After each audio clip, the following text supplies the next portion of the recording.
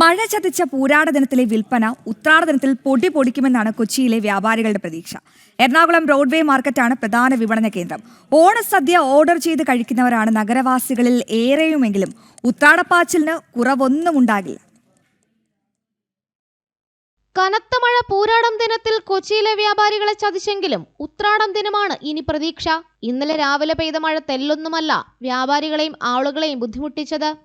ഓണം വിപണി കുഴപ്പമൊന്നുമില്ല, പക്ഷേ വെള്ളത്തിന് വളരെ മോശമാണ്. മഴ വളരെ മോശം കച്ചവടം. ഈ മഴ ശരിക്കും ഞങ്ങളെ ബാധിച്ചു.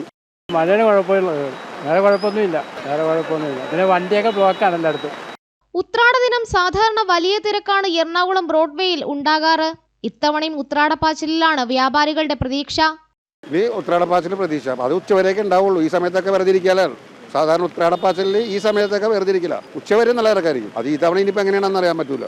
ഉപ്പ് തൊട്ട് കർപ്പൂരം വരെ വാങ്ങിയ നഗരവാസികൾ അവസാനവട്ട ഒരുക്കങ്ങൾക്കായാണ് ഉത്രാട ദിനത്തിൽ ബ്രോഡ്വേയിലേക്ക് ഇറങ്ങുക. ജനം, കൊച്ചി.